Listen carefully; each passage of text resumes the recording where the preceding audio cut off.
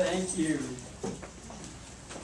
Come on up, my babies. You want to come up here and sit? Everybody. No, you're gonna come up and stand and be a part of it. Oh, hey. Yeah. We just want to welcome you.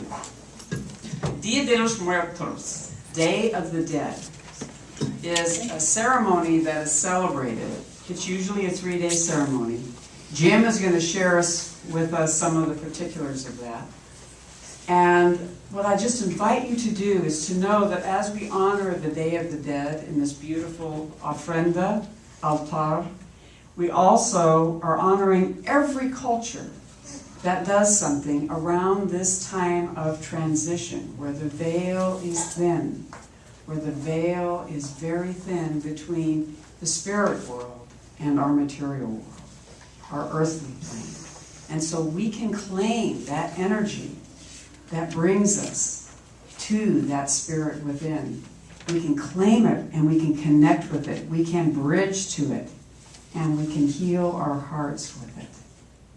And I'm so excited about being here with these two amazing people that are going to tell you a little bit about, Jim is going to share a little bit about the traditions of the ofrenda, the altar, and what Day of the Dead means. And before we do that, Mary is going to, and I want to offer that this time of year is a time of incredible creativity. So there's creativity everywhere, my friends. Creativity, because as we open our hearts to the infinite spirit, what happens is we have access to deep ancestral creativity. And just as you were saying so beautifully, our wonderful Chris, you said it better than I have ever heard it said. As we release and tap into the burden of our grief, which is like holding earth and sky, when we release that, it opens up the channels to our creativity for transformation, for healing, and for building new meaning, even out of the most devastating pain. And that is the work of this season. That is the work of the Center for Living with Dying. And when we honor that creativity, and I was with Mary for a short period of time on Friday night, and she birthed that creativity.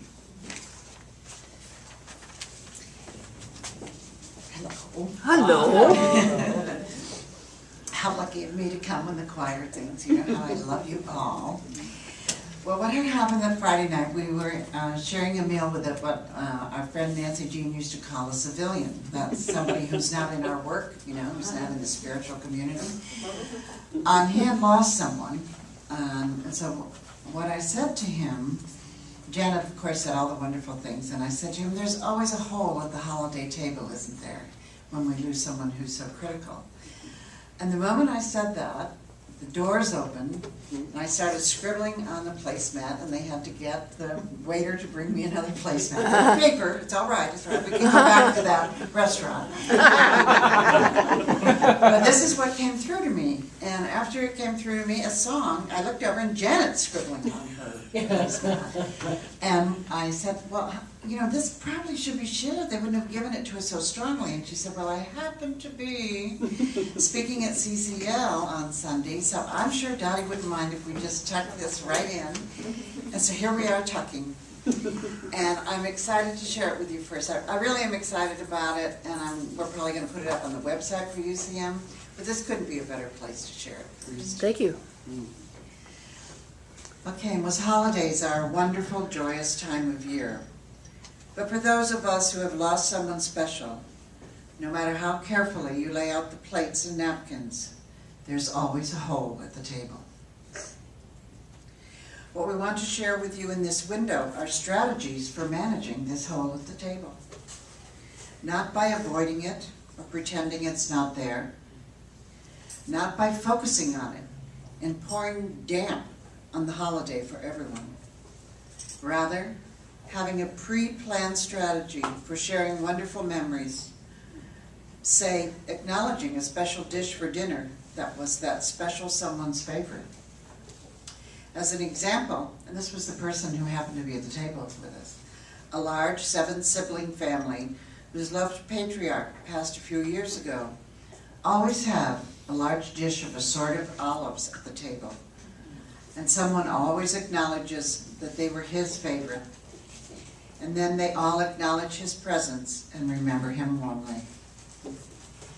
Every family has a memory. Every family has a loss, or will.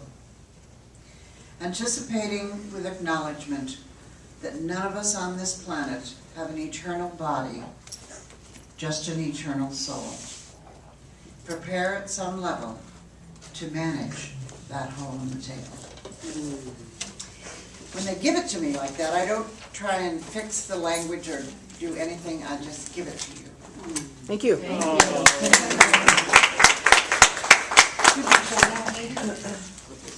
Okay, so here's the song that kind of came, and here it is. There's a hole at the table, but not in the home of my heart. Call forth the moments and memories we shared in before we part.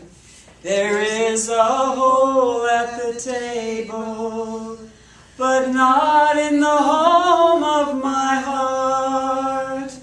When we gather together all our loves, the bouquet of beauty's eyes, the gentle fragrance of our minds helps us to realize there may be a hole at the table, but not in the home of my heart. The winding road of our life brings us from ending to the start. Oh.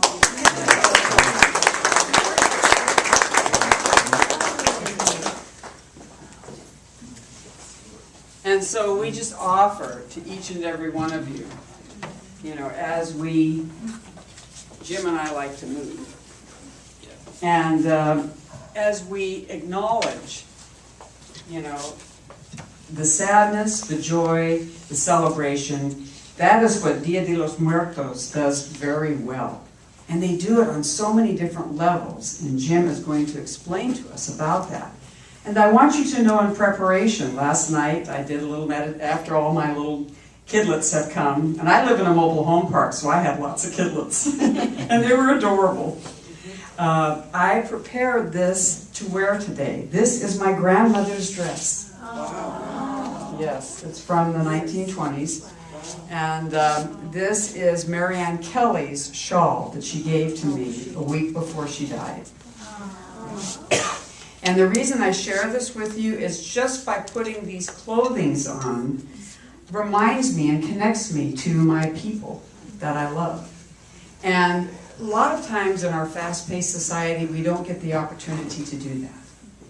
And every culture, you know, you're going to be celebrating Samhain. Every culture around the world this time of year has a way for us to connect with the ancestors. And as Sean so beautifully said earlier, earth, fire, air, and water.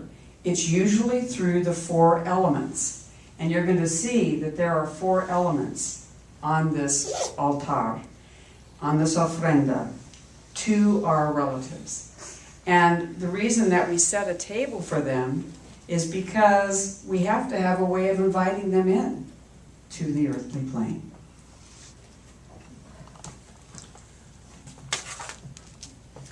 In Aztec tradition, ordinary people went to the underworld. It was called Mictlan.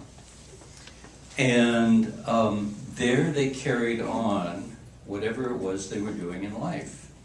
They were buried with the things that served them well while they were living. And that tradition carried on. That's why, for instance,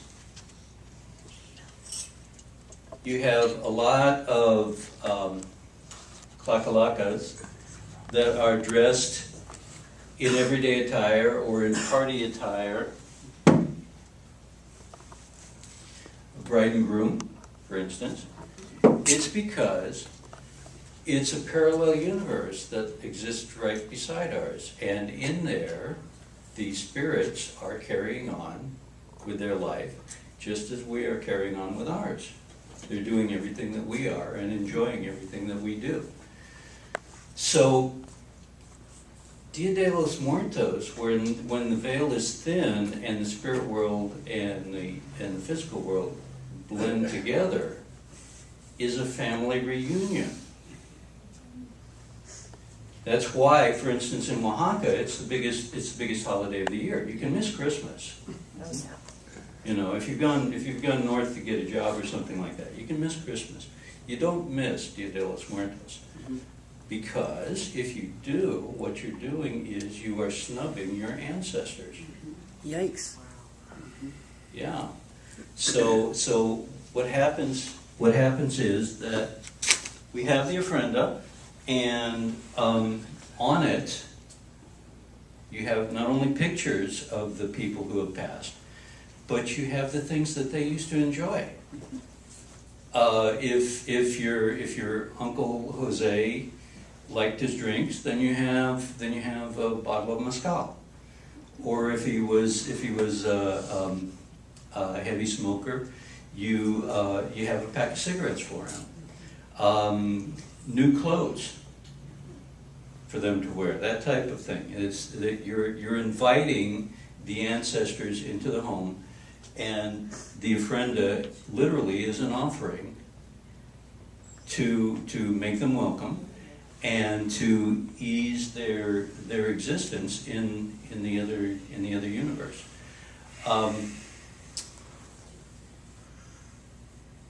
When Dolores and I were in Oaxaca, we were there as a class given through UC Extension, studying the Day of the Dead ceremony. And one of our projects, our term project, was to build an ofrenda of our own, each student. And in our room, there at the motel, there were two ofrendas.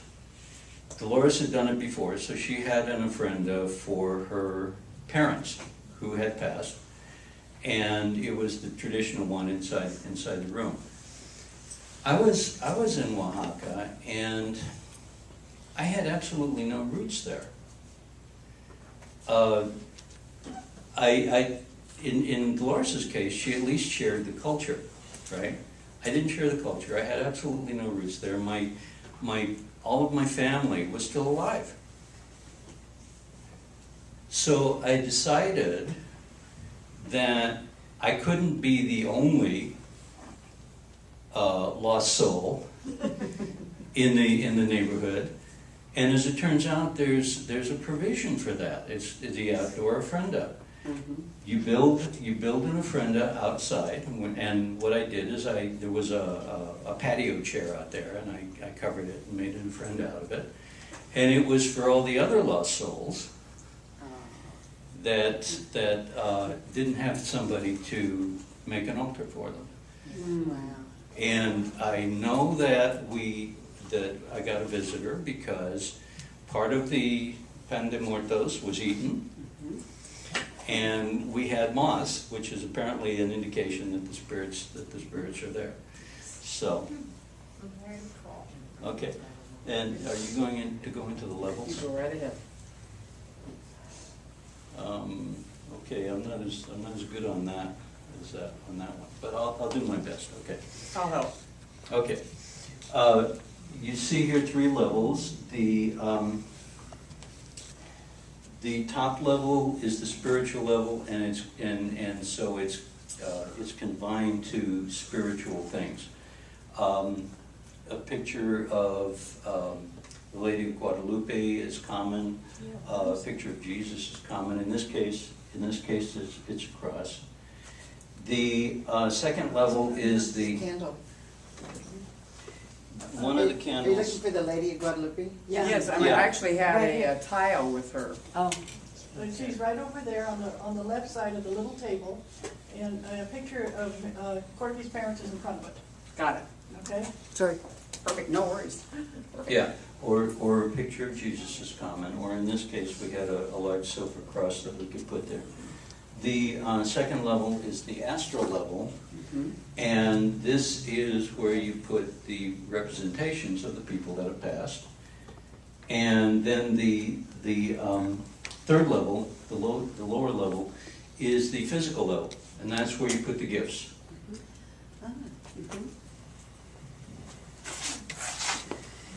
And let's breathe that in. What did our wonderful man tell us here? Okay, what did our minister Jim say? This is about where we connect on the physical and the astral level, because our connection on the spiritual level, on this one, is what? Already there. This is very important. It's already there. It's eternal. It's never taken away. We never are lost with it, without it. It is always there. So Dia de los Muertos brings us through the physical and the astral level, gives us a concrete physical way to connect with our loved ones in spirit. Or to connect with, whatever we need to connect with for our own heart's healing. And I just want to point out something. This beautiful calavera here was given to me by San Jose PD Homicide. And I did a special workshop for them. And we had to do it in secret. This needs to stay confidential, by the way. Late at night, it was like the night shift. And they deliberately gave this to me because they said, Janet, you acknowledge our grief over all of our murdered, clients that we cannot bring justice to. Okay? And the reason they chose this particular one for me is it has La Paloma, the dove. And they said the dove is representative of the peace that we know that you and your center and your communities bring in the aftermath of homicide. And Dottie hosts our Parents of Murdered Children group.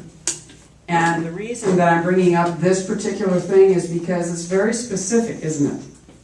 But it draws our attention and our focus to that particular dynamic that allows our heart to open up to it and to bring healing to it. And so it's also, as Jim was saying, it's also kind of fun. So this is lighthearted as well.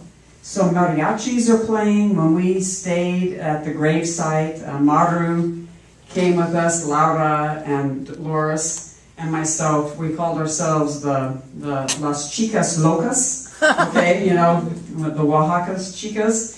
And when we went, where is our wonderful Maru? There she is, way back there.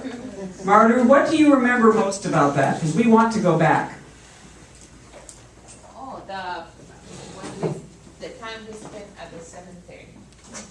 Absolutely. It was like it was 9, but it was a party. Yes. Everybody was there and nobody was afraid. I go, this is the first time that I'm at a cemetery at night, and I'm not afraid. Wow. It was wonderful, yeah. Yes, The way they see dead are part of life. It's a quiet family party. You take a picnic lunch. You deck. Okay, sometimes it's not so quiet. But you take some food. You decorate the grave, and you bring your guitar, or in some cases mariachis, and you go out there and you sing and you talk and you remember the people that have passed, and you celebrate with them, and you spend the night doing that. And what's wonderful about it is what Maru was saying, is that it's joyous, it's loving, it's happy. People were sharing across grave sites. We would share with each other and talk about memories of our loved ones. And we just had the luxury of the whole night to do it. to sit and eat and play music and remember our loved ones. And Laura's father had died. He's from Oaxaca, and so we especially honored him.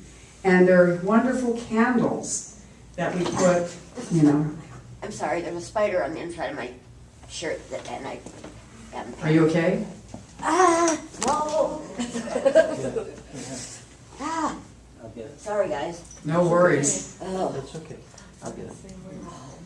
You know, Jim's totem is grandmother spider. Yeah, so. she can hang out with the spider then. I'll take She can- care of it. Yeah, thank you.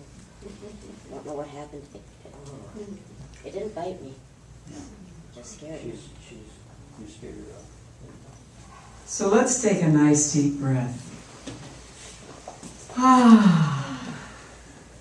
And this is a beautiful example of grandmother spider from the Native American tradition. She weaves the spirit world to the material world. So it's just all good, my friends. And I'd like to invite us just to close our eyes and just to, for a moment, go to that place in our heart, that home of our heart. You know, one of my beautiful clients who came from Cuernavaca in Mexico was the woman that gave me the Heart Hotel. Remember Eleanorda and the Heart Hotel?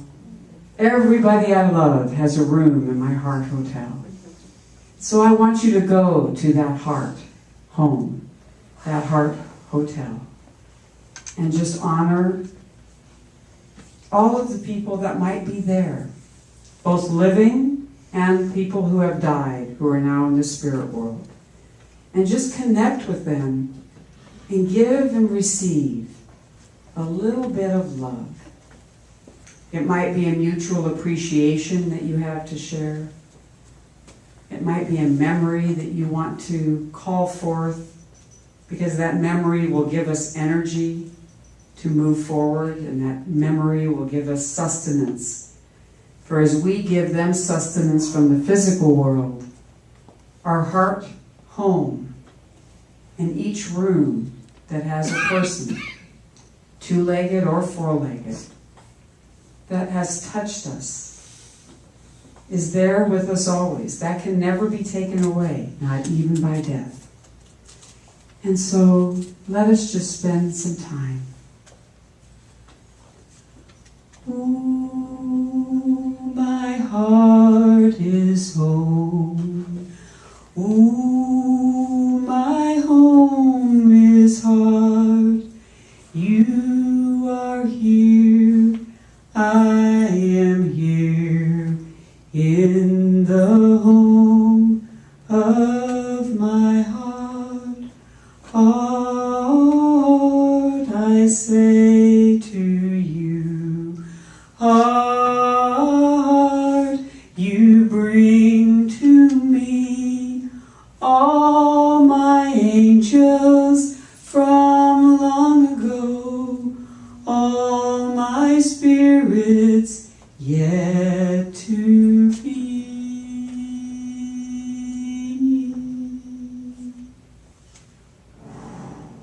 And on the breath, on the fragrance of that love, let it stay with you, let it surround you, let it be with you throughout this season. And know that you are only a thought, only a memory, only a heart away. Thank you. Come back here, feeling fully grounded in the earth plane, fully grounded in this moment in time, and fully grounded with your connection to spirit, fully engaged. And may the angels surround you with their wings of light. May the angels surround you with their wings of light. May the angels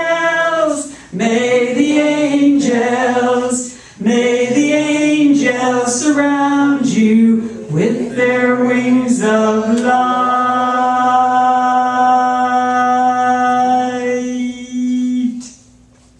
Thank you.